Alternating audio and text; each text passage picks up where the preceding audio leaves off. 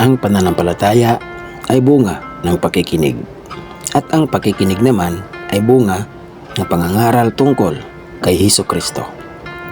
Ikalabing-4 na kabanata ng Mateo, ang pagkamatay ni Juan na tagapagbautismo. Ang balita tungkol kay Hesus ay nakarating kay Herodes na gobernador ng Galilea. Kaya't nasabi niya sa kanyang mga lingkod, "Si Juan na tagapagbautismo iyon. Siya'y muling nabuhay, kaya't nakakagawa ng mga himala." Itong si Herodes ang nagpahuli kay Juan. Ipinagapos niya ito at ipinabilanggo dahil kay Herodias na asawa ng kapatid niyang si Felipe, sapagkat sinasabi ni Juan kay Herodes, "Bawal na magsama kayo ng asawa ng iyong kapatid." Ibig ni Herodes na ipapatay si Juan, ngunit natatakot siya sa mga Hudyo sapagkat kinikilala nilang propeta si Juan na tagapagbautismo. Nang sumapit ang kaarawan ni Herodes, sumayaw ang anak na babae ni Herodias sa harap ng mga panauhin.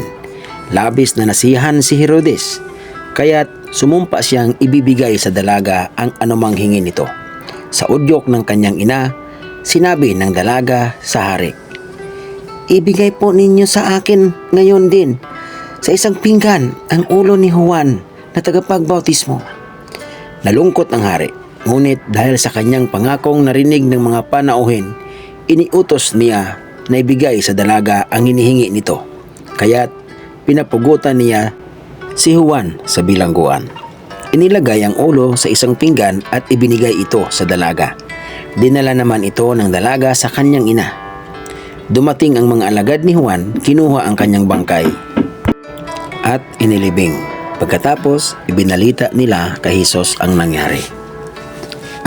Ang mahimalang pagpapakain sa 5,000. Nang marinig ni Hesus ang pagkamatay ni Juan, sumakay siya sa isang bangka at pumunta sa isang lugar na walang tao.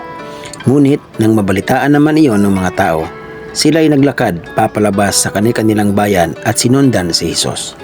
Pagdating ni Hesus sa dalampasigan, nakita niya ang napakaraming taong iyon. Nahabag siya sa kanila at pinagaling niya ang mga may sakit na dala nila. Nang dapit hapon, na lumapit sa kanya ang mga alagad, sinabi nila, "Malapit na pong lumubog ang araw at liblib ang lugar na ito. Papuntahin na po ninyo sa mga kalapit na nayon ang mga tao upang makabili ng kanilang makakain." "Hindi na sila kailangang umalis. Bigyan ninyo sila ng makakain," sabi ni Hesus. Sumagot sila, Wala pa tayong pagkain kundi 5 tinapay lamang at 2 isda." "Dalhin ninyo rito," sabi niya. Pinaupo niya sa damuhan ang mga tao. Kinuha ang 5 tinapay at 2 isda. Tumingala siya sa langit at pinagpasalamat sa Diyos.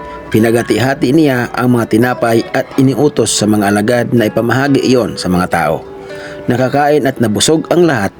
Nang ipunin ng mga alagad ang natirang pagkain, nakapuno pa sila ng 12 kaing ng tinapay. May 5,000 lalaki ang nakakain bukod pa sa mga babae at mga bata.